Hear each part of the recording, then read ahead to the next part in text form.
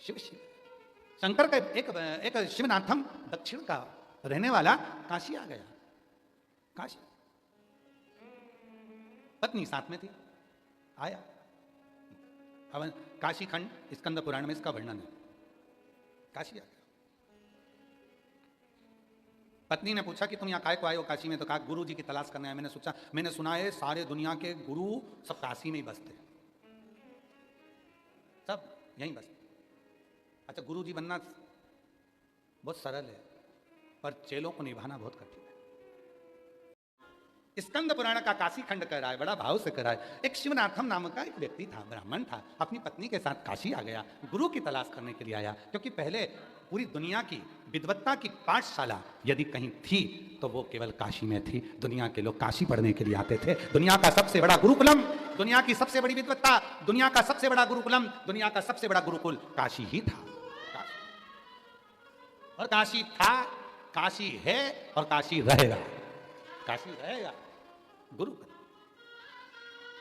शिवनाथम अपनी पत्नी के साथ आए, गुरु जी को ढूंढा। एक गुरु जी मिल गए। आप गुरु जी में मिले और काशी के गुरु जरा थोड़े से आप देख ही रहे हो सतुआ बाबा जी को। काशी के गुरु का जो भाव होता है वो शिव के प्रति समर्पित होता है। शायद दुनिया में कोई ऐसा गुरु होगा जो शमशान में रहता होगा, वो एक सतुआ बाबा जी हैं जो शमशान में रहते हैं। किसको नींद आती होगी मुर्दा को जलते हुए देखते हुए? किसको नींद आती? मुर्दा जल रहा है, मुर्दे का धुआं पास आ रहा है और उसी मुर्दे के धुएं के उस सामने मुर्दा जल रहा है और सामने बाबा जी का आश्रम है, सतुआ बाबा जी का। भजन भी हो रहा है, ब्राह्मण बच्चों को पढ़ाया भी जा रहा है, गौ सेवा भी हो रही है और साथ में आए हुए भक्तों का सम्मान भी हो रहा है। अब आप काशी का कोई गुरु, काशी के गुरु कोई साधारण नहीं होते। पहले तो हम निवेदन करेंगे काशी में गुरु ढूंढने की जरूरत ही नहीं है। यहाँ तो रिक्शा चलाने वाला भी गुरु है। हमने तो अभी कुछ दिन पहले जब आए थे, एक बार जब भी देखा था तो हमने देखा था कि 4 लोग आए और वो रिक्शे वाले से बोले चलो गुरु चलो, हमको 80 घाट छोड़ दो, चलो। हमने कहा बताओ, यहाँ तो रिक्शे वाला भी गुरु है, चलो।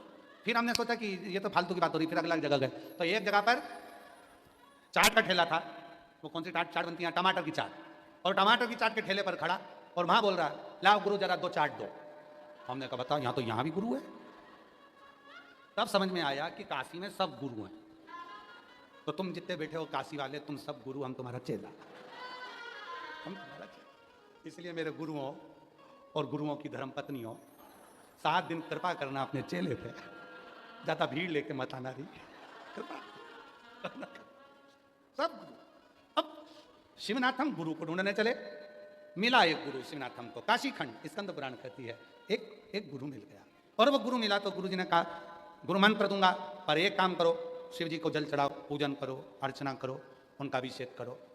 शिवनाथम बोला ये मेरे बस की बात नहीं है, मैं नहीं करूंगा, ये मैं नहीं करूंगा। कई बार ऐसा होता है कि चेले भी गुरु जी से कह देते हैं कि मेरे बस का नहीं होता। एक गुरु जी ने, एक चेला बहुत आलसी था, इतना आलसी, और गुरु जी ने कहा जा बेटा शालिग्राम जी की पूजन करना है, तुलसी के क्यारे में से तुलसी का पत्ता लेकर। चेला बोला गुरु जी आज मेरे शरीर में बड़ा कष्ट है, मेरे बस की बात नहीं। गुरु जी मैंने विष्णु पुराण में पढ़ा था जिसको तुलसी चढ़ाना होती है वो खुद ही तुलसी लेके आए। गुरु जी बोले चेला बड़ा होशियार हो गया। गुरु जी बोले बेटा मैं तो इस तख्ते पर बैठ गया हूँ पूजन करने के लिए, लकड़ी का तख्ता थे, इस पर बैठ गया हूँ, उठ के जा नहीं सकता। तो फिर तू एक काम कर, तू तुलसी नहीं ला सकता? क्या नहीं ला सकता? तो क्या 3 तेरे दोस्तों को बुला के ला, 3 ला। कहा एक काम करो, मेरे तख्ते को उठाओ, तुलसी के पास ले चलो। चलो चेले ने माथा ठोका, इससे तो अकेले ही जाके लिया था। 80 किलो के गुरु जी को कौन उठा?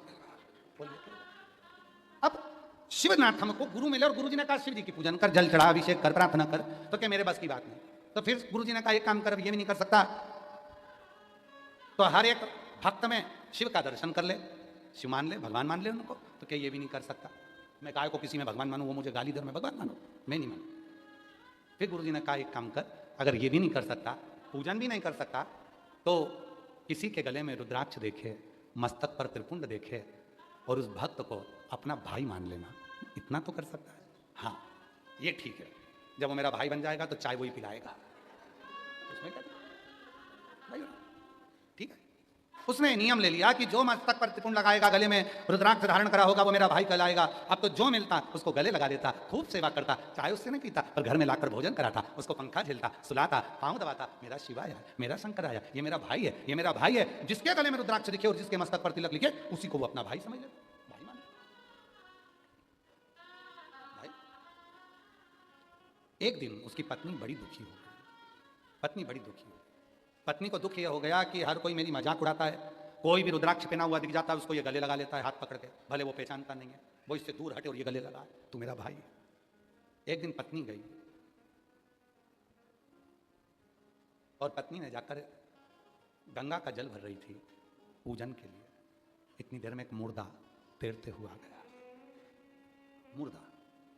वो तो अभी अभी काशी में बाबा की कृपा है, जो काशी को माननीय उत्तर प्रदेश शासन के मुख्यमंत्री जी ने बहुत अच्छे से इसको संभाल रखा और पूरी व्यवस्थाएं कर रखी है। नहीं तो पहले मुर्दा जलाते थे आधा पूरा और उसको पानी में छोड़ देते थे, आधा अधूरा जलाते और पानी में छोड़। एक मुर्दा तैरते हुए आया, शिवनाथम की धर्मपत्नी पानी भर रही थी और उसकी सहेली ने 3-4 सहेलियां हंसकर बोल दी, वो तेरा देवर बह के आ रहा है,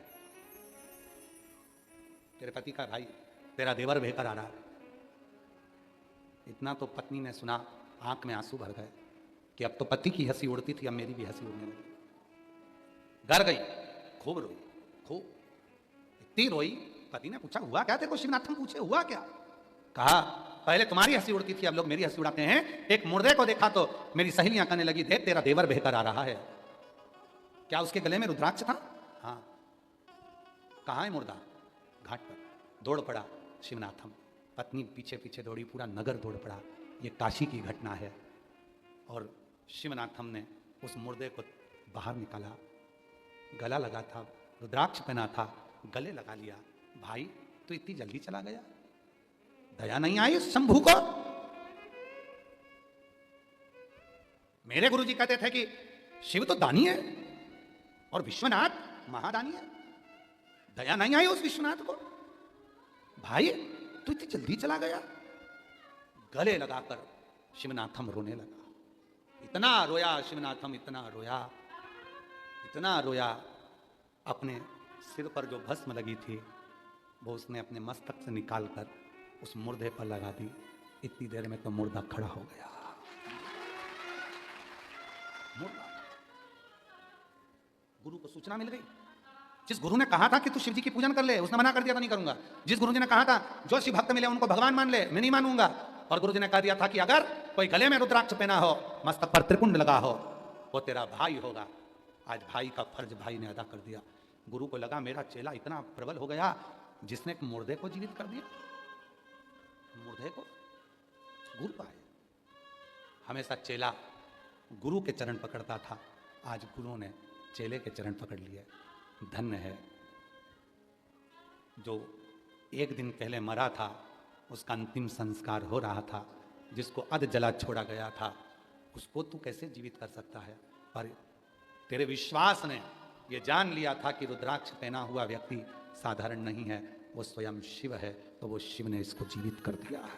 वो शिव ने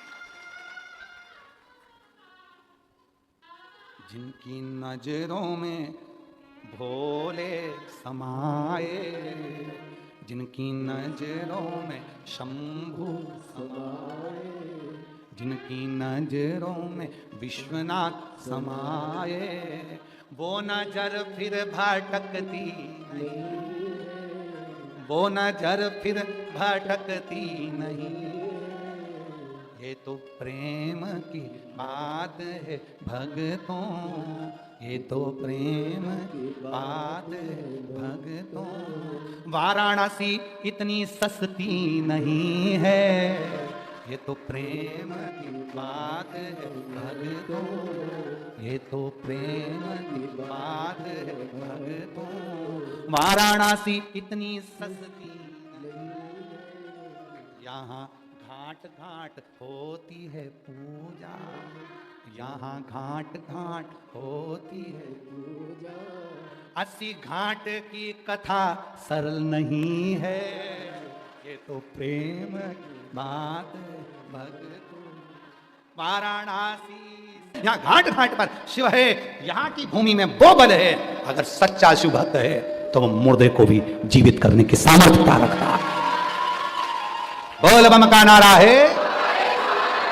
और निवेदन है सारे शिव भक्तों से जो विश्वनाथ जी की भूमि से ये कथा को ऑनलाइन सुन रहे हैं, आस्था चैनल पर सुन रहे हैं, शायद अभी तक की कथाओं को जितना सुना होगा, पर सावन महीने में आप अगर विश्वनाथ की भूमि से विश्वनाथ शिव महापुराण की कथा, इस कथा का नाम दिया बाबा जी हमने, विश्वनाथ शिव महापुराण की कथा, अगर आप सुन रहे हैं तो शायद पूरी कथाओं का इतिहास देखना, और इस कथा को यदि आपने सुना है तो आपको लगेगा कि वाराणसी काशी में मैं खुद बैठा हूं और शिव मेरी झोली खुशियों से भर रहा है।